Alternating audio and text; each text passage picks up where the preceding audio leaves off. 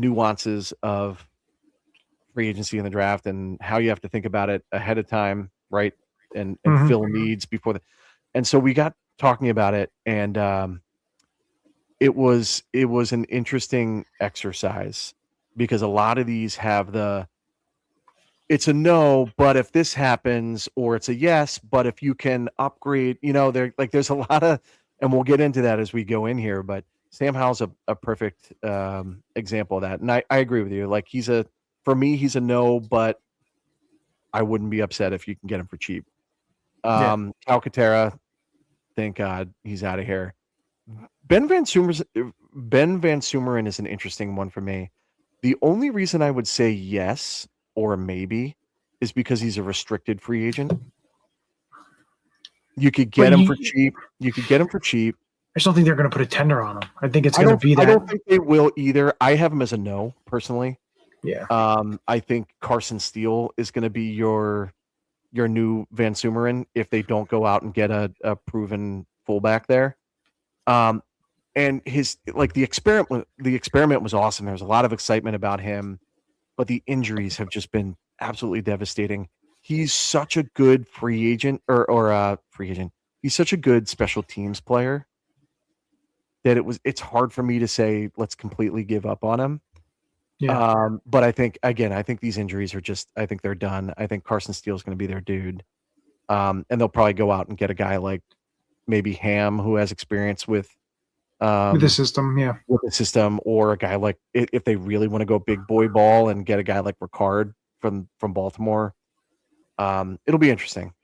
Toth, I have as a no. Okoronkwo, I have as a no. AJ Dillon, I have as a no. Matt Pryor, I have as a no. Granson, Dotson, Ojulari, no. So now when you look at the ones that like I have the conversations on, okay. Yeah. Well, so can I talk about one before you get into that that I thought was interesting? And this is a kind of segue into the conversations, but you have Josh Uche as a no. I do. I have him as a maybe. And my thinking here is he was not super expensive. He played really well. At least I thought he was playing really well down the stretch before we traded for Phillips. Mm-hmm. We don't have a ton of depth there. And I think it really depends on his market. I don't see it being super competitive, but like if you go through the draft and free agency and you're like, hey, we just need an extra body, we need someone who knows the system, we need depth. I think they add him as a low cost option. I think he's a maybe in my book. I don't have him as a no, but I have him as like a August edition. Again, I could see that. I just don't see him coming back. Be sweet to get that number 0 open again. Yeah, it would be. That Brett Toth one, I think he was a Stoutland guy. So to me, he's 1,000%. His protector is no longer there. Yeah. Let me see here. So when I look at guys you can have a conversation about, I guess you can have a conversation about it. Now, these are guys I still said no on. Adoree Jackson, I said no. Now, I guess it all depends on where everything falls in terms of the market and what happens there. But to me, I have that as a no. Let me see who else I have on here. Is anyone that was the only guy I had before I get to. So for me, I have Marcus Epps as a stay because I don't think he's going to cost you a ton. He's a veteran, can play special teams. If he has to start in a pinch, he can. To me, I would like to keep him. Yeah. And Fred Johnson, another one I'd like to keep because he can do a multitude of things for you on the offensive line. So he's a guy that I'd like to keep. Yeah. Braden Mann I had it as a stay because 100%. I thought he had a really good year, and it's don't want to get into that of trying to find a punter. We were there for a number of years after Donnie Jones left, and I just don't think I think he had a great year. You could argue that he was the best player on the team. Like at regardless of position. It's not a good thing though. You're probably your best player. Well, it's not a terrible thing, but like he was a stud, dude. Like he was bombing like 60-yard punts. He was a great holder on some rocky snapping. To me, we talked about him probably more than most pods do, but he was a stud. I love him. Easy. That was the easiest decision for me. Yeah, I would agree with you there. Yeah. So let me see here. So I have, and the reason with the Uche is I have a Brandon Graham as stay. I did too. Because I think he's going to get a cheap, 1-year deal, going to come back. He's going to play a situational role, be that leader, can do a couple of different things as we saw last year. Yeah. Interior wise, on the outside, can do a lot there. So I like that. Plus, veteran voice in the locker room there. I love that. I agree, and I think he would be so much fun with a full off season in the 4i. Yeah, like I think he would like that. I would. I just that was another fairly easy one for me because I don't think he's going to be cheap. I mean, they're looking the AVV projected on Spot Track is what 1.8. Yeah. It's not going to be much at all. Yeah. Then when you get into, so these are the ones of the bigger guys that we kind of know. Nakobe Dean I have as a go, essentially. I just see, I know his value isn't going to be as high, but the thing is, the way that I see it is this. I think he does get offered something the Eagles may not want to match, but also I just don't like the idea of signing him and then you still have Jihad Campbell, who you drafted in the first round, on the bench. Yes, you can put him in there, but as a second-year player, you kind of want to have him playing a little bit more than what he did at the end of the year. Yeah. Are you ready? This is a tough one. Are you ready to have a conversation? Do you want to get to the rest? Because this is going to be a bigger conversation than the rest, you think? Should we wait? I have an interesting hot take on this one. All right, go ahead. We'll do this. Go ahead. So I initially agree with you, right? Take the emotion out of it. They drafted Campbell in the first round. They drafted him to be the guy. Here's a hot take. And I don't know how I feel about this, but like I was having this conversation with my wife. Howie drafts with the anticipation that someone eventually is either going to walk in free agency or they're going to get traded or they're going to get cut, right? Like he plans 1 to 2 years in advance. Now we all assume that Campbell was drafted to be Nakobe's replacement. I see what you're going here. Where you're going here. Walk in free agency. What if? And again, I'm not saying I would do this. I'm not saying it's the right thing to do. But what if Bond is the one that they plan on moving? He's 29, 30 years old. They don't have a ton of time with him remaining at that level. They could probably trade him at his highest value right now. And if you keep Nakobe, you have a very similar skill set in Jihad Campbell, theoretically, right? They're both long. They're both great in pass coverage. They both have pass rushing chops, right? They can both. They're very similar players, and we said that in the pre-draft when we were talking about linebackers. What if the thinking here is you lock up Nakobe as a 25-year-old and have Jihad as 21? I think he's 21. Yeah, I think 21, 22 he'll be next year. You have one of the youngest yet most athletic and experienced linebacking cores in the NFL, and you can get something in return potentially from Zach Bond. That's an interesting one. I didn't think about that until you started talking, and then I'm kind of the gears are turning. Right? Like bit. I wouldn't put it past Howie because like Nakobe's young, he's fully ingrained with those Georgia boys, and it was a markable difference when he was in the defense. I feel really weird saying this, but I think if you replace Bond with Campbell, you have less of a drop off than you would if you replace Nakobe with Campbell.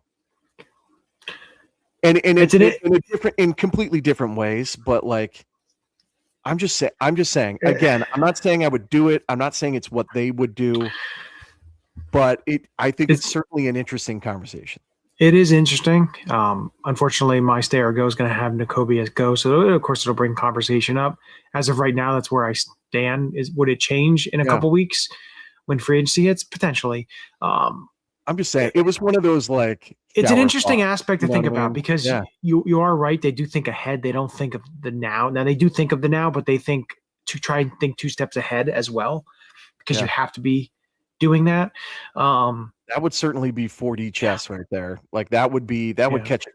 Yeah, that would be. I mean, it's not the same situation, but we've talked about this before. I think on the pod. But remember when we had Trotter? He was a little bit older, and then we brought in Takeo Spikes, and we were like, dude, these guys are going to tear it up together. They're going to be the Trotter gets cut, and then they cut him.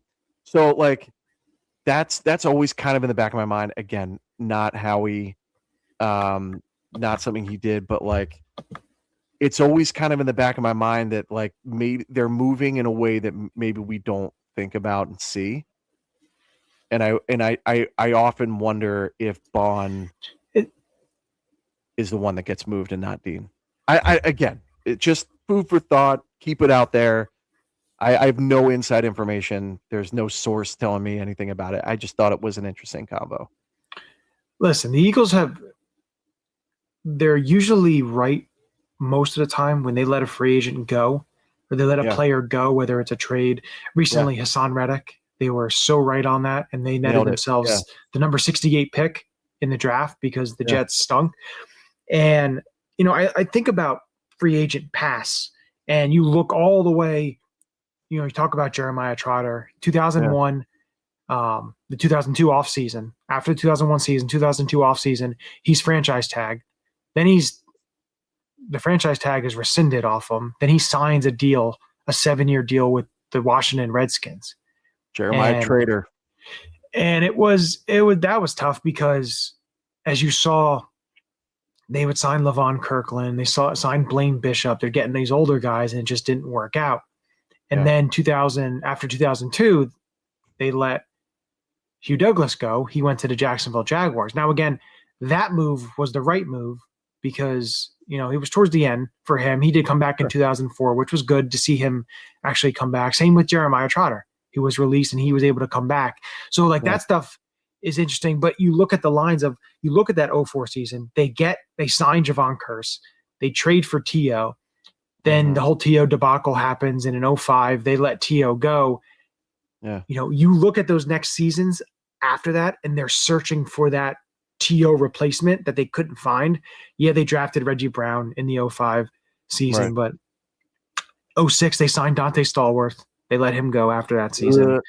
They signed Kevin Curtis. They let him go in a couple of years because he got injured, a lot of injuries and everything. Hank Basket.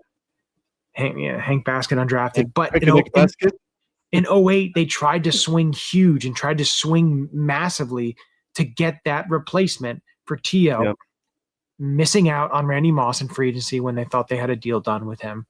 Trying to trade for Larry Fitzgerald, thinking they had a deal close to being done, wasn't done. But then they would go ahead and draft Deshaun and Jeremy Maclin in the next 2 years. So you look at it, they got rid of T.O. in 05. It took them over 4 years to finally find suitable guys to put up the production to what T.O. was giving you. It's just, you have to look at that in free agency, and it goes back to the Nakobe Dean thing of what you just brought up. Like, is it the right thing to do? If you're looking in the long term, is it going to be the smart thing? So it's stuff that they're going to have to think about. And it goes to with the rest of the guys on this list here that I want to bring up.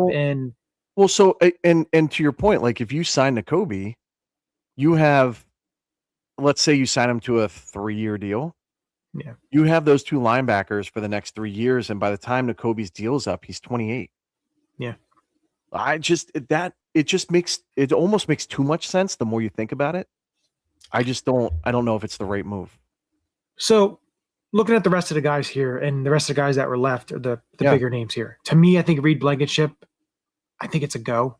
Just because I think he's going to get priced out of what they can afford. I think he's going to get bigger. And I think, too, is you look at the market and you look at the free agents that are available in the safety class, even the trade class, too. There's some names being dangled around. But the free agent class itself, there are veterans out there that you can get. Like I said, you could sign a Marcus Epps and then get a veteran as well And I was talking to somebody today about it. And I said, I'd love to see Marcus Epps back on a short-term small deal, which I don't think he's going to cost you a ton. And then you get another veteran who's going to cost you. You could probably get Epps and a veteran for under what Reed's going to be getting. And listen, I love Reed. He's as an undrafted free agent out of Middle Tennessee. They've got so much value out of him. I just think it comes to the point where, like last year, Milton Williams, Josh Sweat, they were just priced out. It just, unfortunately, it was something that just wasn't going to happen. And, unless his price range isn't as high as we think, I know I've seen some projections and his contract projections seem to be, to me, I think, too rich for the Eagles. Yeah. But again, that could always change. I just don't think he's going to be back. Also, I agree with you. Let me ask you a question. What does Reed, outside of his relationship with the organization, what does Reed bring to this team that you cannot replace with Marcus Epps? That's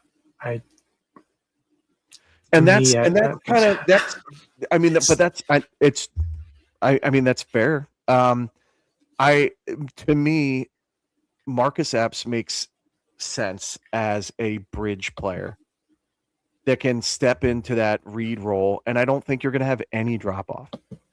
Yeah. Right. Like, he's a great story. He's a great guy. I get that he's like Cooper's best friend and he's a captain, but like, is he worth $7 million when you're going to get, or $8 million a year when you can get the same player?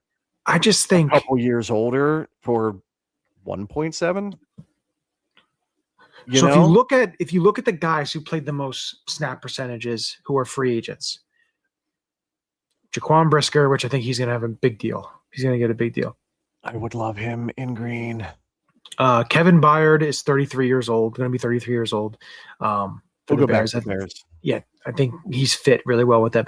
Cam Curl from the Rams. You have Nick Scott, who's a veteran. Nick Cross.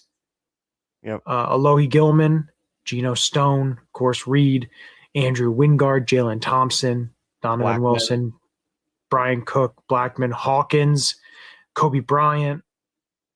You, of course, CJ GJ, but I think he goes back to the Bears, especially if Brisker leaves. He won't be back in Philly, I'll tell you that. Ashton Davis, Kyle Duggar, Dane Belton. None of these. There's names. Yeah. But like the guys at the top of that list there, like Cam Curl, I like even a guy. So let's Cam throw this Curl out would here. be a terrific fit here, in my opinion. I would agree with you. But what about this? What about you re-sign Marcus Epps and you sign a guy like Nick Scott? Now, Nick Scott's 31 years old. He's not a star player, but he's a hell of a special teams player. And he kind of gives you, it's like the same role as Marcus Epps. You get those two guys for a fraction of what Reed is, and then gives you the flexibility to be able to maybe bring back one or both of the guys who I'm going to talk about next, and that's Dallas Goedert and Jalen Phillips. Yeah, no, I agree. I don't to me, think both of those guys are stays. That's what I have. I have Dallas and Jalen Phillips as stays. Okay, so let's start with Goddard. I 100% agree. I have both of these. I have Goddard as a yes, depending on what happens in the free agent market with a guy like Cade Otton or Kyle Pitts. Right? If you can get a younger upgrade or lateral move with, like, I consider Cade Otton kind of a lateral move. Mm-hmm. Goddard's probably right now a better player, but I think Cade Otton could be. But Pitts is just such a weapon. I feel like that would be, if he wants to come here and let's say the contracts are fairly close, and I think, I got something for you then, though. So Go keep ahead. going. If you can't get a guy like Pitts, I think Goddard is a no-brainer because he knows the players, he knows the quarterback, he knows the organization, and he's a fan favorite here. I would love to see him retire here. Mm-hmm. But with the caveat that if you can upgrade with a guy like Kyle Pitts, I would do that. So stay unless you get Pitts. All right. So This is what I have with Goddard. Get Goddard on a short deal, 1 year deal or whatever. If he winds up wanting, he wants to come back, everything. But I think you need to basically piggyback that. Like to me, I think you still need to draft a tight end. If you don't draft one in the first 2 rounds, either one in 3, 4, 5, like more 3, 4 range, get somebody there. Yeah. But I would also like to piggyback as getting Goddard and then adding on a guy like Daniel Bellinger or Mo Alley Cox or a Duran Smythe, exactly, something like that. To me, I would like Darnell to Washington or that. But because I know John Fitzpatrick would have been, one that was okay, but he got hurt late in the year and he played for the Packers, everything. But hey, cart before the horse here. But like, what if you could get a guy like Ricard? Right, to be a fullback who could play that blocking tight end type. What about Charlie Kohler? Not really a blocker. He's more of he's more of a outside guy. So that's I don't think he's a terrible blocker. He's certainly better than Calcaterra. But like, I guess what we're trying to look at is someone. It's a low bar here. Yeah, I would agree with you there. But like, I don't hate him as a player. I just if you're looking for a blocking tight end, not sure he's your guy. To me, Mo Alley Cox seems to be, he's going to be cheap. He's 33 years old. Him, I really like Bellinger from the Giants. I like Bellinger a lot from the Giants, but I just, not sure. He played 48% of the snaps last year. To see what they do. They don't run. I'm trying to remember when we talked about this, the way that the Packers and the Bucs, I don't think they ran a lot of 2 tight end stuff to my memory. It was more. Someone was saying that they like personnel. To play. They're more 21 personnel than 12. Okay. Like they anticipate a fullback in there, like a CJ Ham. Okay. Which is why I kind of think CJ Ham would be there. Anyway. Okay. It's going to be interesting to see. And then it brings us all to the number 1 guy is Jalen Phillips. Seeing his market, like seeing some values, 17, 18. million a year. I get that, but also when you look at his injury history, is he really going to be that much? But I've been like weighing both of them to figure out, like, I don't think it's going to be that high. But then I'm thinking, Josh Sweat had injury history. He has bad knees, and yet he got, a pretty big deal. So he had also just came off like a generational performance in the Super Bowl, like in a great year, but. And a former coach of his, like I think it's a little different. I just think when you look at the edge market, so when we look at the edge market here, and if you want to we'll go with the guys here. So of course you have Trey Hendrickson, but again he's coming off of an injury. He's 32 years old. He's still going to get paid, but depending on what. If I were him, side note, if I were him, I would sue Cincinnati. Well, they may franchise him to try and tag and trade him. Sue them for ruining my career. It could be a lot of Cincinnati players suing. Anyone in Cincy or Cleveland can just sue them. Unreal. Sorry. I just think when you look at Phillips, he's going to be probably one of the most sought after guys because you do have Hendrickson. Khalil Mack's in his mid-30s. Hassan Reddick has not played well the last couple of years. Joey Bosa's in his early 30s. Malcolm Kuntz is a player that I think has some upside. He is 28. He'll be going to be 28 for the Raiders. Leonard Floyd is in his mid-30s. There really isn't a ton. There's quality players. Then you have guys like Chubb, right? Chubb, and then just was released. You have a lot of like Chase on from the Patriots. I think made himself some money during the season. I think you have a couple like upside guys too, like Ebiketie, Owa, Odafe Owa. I think Owa's going to get bagged. Joseph Asai from the Bengals as well. Yeah.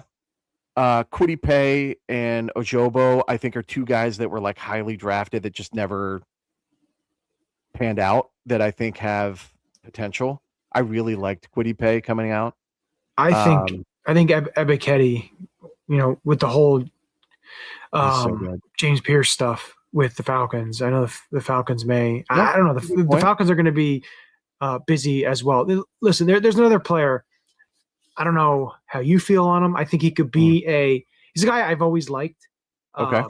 He had a really good season with the Lions last year. Oh boy. Al-Quadin Muhammad. You love Muhammad. I do. It's interesting. Yeah. He's a big boy. Yes. I've always liked the way he plays, the way he plays football. Wasn't he with the Colts before them? Yes, he was. Okay. So maybe there's familiarity there with Sirianni as well. Yeah. Now he's from Irvington, New Jersey. Close enough. He went to Don Bosco Prep. No clue what that he's is. gonna be 31 at the end of this month, and the end of next month in March. But he's bounced around a little bit. He's kind of played all over. Isn't it funny though? Yeah. That he was with the Cowboys in 24 and then cut and signed with the Lions. And last year, I think he had his best season. Like he's usually a guy that gets you a handful of sacks. What do you have? Like sacks, 6.5 sacks or something? 11 sacks last year. 11? 11 sacks last year. Holy shit. Now, one game he had 4 alone, I think. Still. But he had 11 sacks. The year before, he only had 3 in 9 games because he got hurt.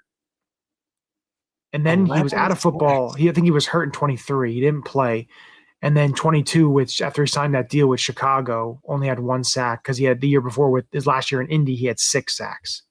Dang. So his last year in Indy, he had 6 sacks. And then in the 2022, it's funny because like our free agent, when we go over our free agent picks for like 2 straight years, I had him. And it's like, okay, it's time to get off of that now. But yeah, he had 11 sacks last year. Wow. That's actually surprising. That's the most surprising thing I heard all day. Yeah, I mean, listen, he was one of my stay, but maybe, right? And because I don't know if they're going to be able to A, afford him, and B, I wonder how aggressive Howie's going to be in the edge market if Max Crosby really is available, if Nick Herbig really is available, and how they feel about the draft class is another thing. But I think probably the most important thing is, how does Fangio feel? Yeah. Right? Like the defense greatly improved when Jalen Phillips and Nakobe Dean were in the game. Right. So, that run defense was outstanding. Jalen knew the play. I mean, he came in, I think he started every snap his first game here. Or at least got like 50% of the snaps or something. Like because of how much Vic likes him, but then do they say if Vic says I want him back, and then Howie goes, well, are you going to be back for his contract? Are you going to, you're going to have those conversations to make sure. I also think he transcends into a Schwartz scheme too. If he really is the play, like the wide 9, he'd probably be a fucking demon. He's also the biggest edge rusher we have outside of Brandon Graham, right? He's 6'5", 265 pounds or something, and like I guess Nolan Smith is like 240 pounds, like soaking wet. So holding a 45-pound plate. I'll wait for our free agency show because I have a free agent that I want to throw to you to get your opinion on. Which I'm not going to do it in this show. We'll wait for the free agency show because it's a good conversational piece here, like kind of like you had yours with the Nakobe stuff with the Zach Bond, everything like that. So, we'll get into that next week. We'll probably talk a little draft. Going to do some. I know combine is coming up, so we got some guys here. Maybe we'll go over maybe a couple of our favorites, like maybe get 2 or 3 of our guys. Now they're not going to be all. They don't have to be all first rounders. Like I remember a number of years back, one of my guys that they wind up drafting was Teron Jackson. Hell yeah, he was like one of my guys. Like, and they drafted. I was like, okay, this is great. This is East Carolina. This is awesome. Coastal Carolina. Coastal Carolina. I knew it was a Carolina. So we'll give a couple of our favorite prospects. Mac McMillan of me last year. That's true. That is very true. That was one of your guys. Big fan. Yeah, so we'll go over that. I have a couple. I may throw in an undrafted guy that's probably going to be an undrafted, which I know you know what school they're going to be from as one of my guys. I know I've talked to you multiple times on that, so we can get into that as well. Let me guess. Is he a Mountain Hawk? He is a Mountain Hawk. Look at you. Look at you. Oh, jeez. I have one for you that is from your favorite college, Penn State. I was going to say that I think the Eagles should look at. We have some good ones. So that'll be a good show, and it's a good thing to do because we could talk a little draft too before we start getting into free agency, and then of course the draft will take over in the middle end of March into April. We'll get into that and do some other fun stuff. Let me ask you a quick question before we get into draft stuff next week. Do the Eagles need to? And you don't have to answer this. Just this is for you and the listeners here. Do the Eagles need to consider drafting a kicker? No. Stew on it. No. Stew on it. I'm not going to stew on it because it's a no. You don't draft kickers. Stew on it. It not necessarily draft, but like you can UDFA or seventh rounder. If you trade back and pick up another 3 picks, and then you have a pick 238. I believe you do bring in competition. This offseason, you're going to have 2 kickers on the roster, and they're going to be battling for a spot. I understand what Jake Elliott's done, but the last 2 years, he's been one of the worst kickers. I agree. I agree. So I think you need to bring competition. If that pushes him to another level, which gets him back on track, that's fine with me. But agree, needs to be done. But 1,000%. We'll get into more of those conversations. Let us know what you think. If you're listening and you think we should draft a kicker or look at one in UDFA, let us know. Yeah, absolutely. And who are your priorities? If you're listening, who are your priorities? Where do you agree with us? Where do you disagree? Let us know. Let us have it, because we probably made some stupid. And what do you think about Nakobe and Bond? Tear me apart. Yeah, that's definitely something you maybe should post. That's a good little conversational piece. I'm afraid to. I'm afraid to, but I'm probably going to do it tomorrow anyway. Yeah, do it. But with that, as we always like to appreciate everyone who's tuning in, check it. Make sure that you're subscribing. Make sure that you're liking, following all the socials. Hit the link tree. Everything is there for you. Of course, we got some fun stuff lined up. Got a lot of off-season talk. Of course, retooling this roster, building it back up, getting the guys back into the building, which is now no longer going to be called the NovaCare. It's going to be the Jefferson Health something. I guess Jefferson Health is now a sponsor, so not sure what they're going to call it, but that's also something that came about as well. But as we always end it. Roll off the tongue like NovaCare. No, it does not. No, it does not roll off the tongue. Call it the Jeffy. The Heffy? Nobody's afraid of a Jeffrey. Anyway. You're so stupid. Okay. I gotta go to bed. With that, as we always end it, with a very happy and joyful Go Birds. This is Matt Ware. Hey, for all the Eagle content you need, go follow All About the Birds. They do a damn thing. Check them out. Hey, Eagles fans, I may be in Tampa, but I know where to find the best Eagles content out there. Check out my friends at All About the Birds.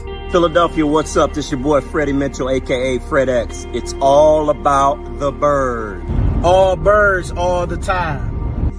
All birds all the time. All About the Birds provides you with weekly analysis, game recaps, informative interviews, and it's all birds all the time.